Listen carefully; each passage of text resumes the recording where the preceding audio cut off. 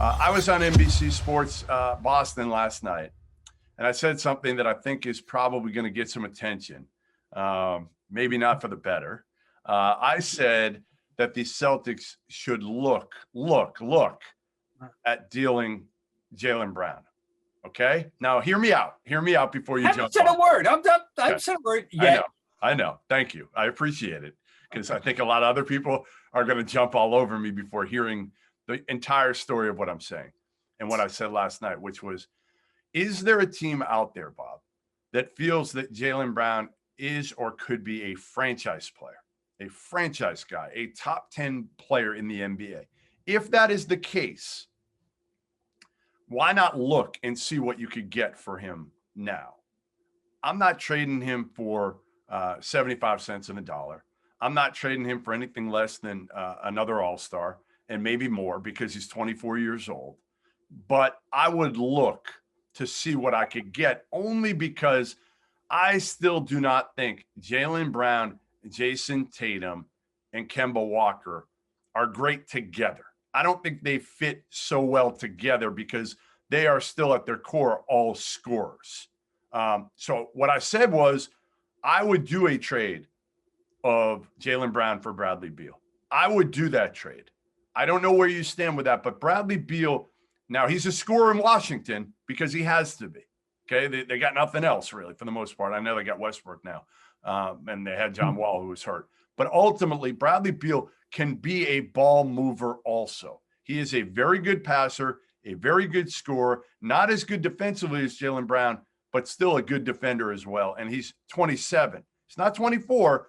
Let's not make it look like 27 is over the hill here. He's in his prime. That's prime. My first instinct is it's robbing Peter to pay Paul. You do that. Yep. And then who's your starting forward? Who's on? Who moves up? What else? Well, you go Kemba, Beal, Tatum is your four. You probably play small with Smart, and then that's it. Tatum's your. I mean, really. And actually, I'm thinking of everything you said, and I Smart can guard a three, though. Marcus Smart can easily guard a three. Oh yeah, I agree to that. And Beal can, I just think Beal fits. No, I love Marcus, but I don't want to put too much on him. Yeah, I like him because he's unique, and he is, and I don't want to hear about anybody else that's like him or anybody like him. But I like him in this hybrid role. I don't know. I think he's got, whether or not they have, regardless, I think you've got to have Marcus Smart on the court at the end of the games.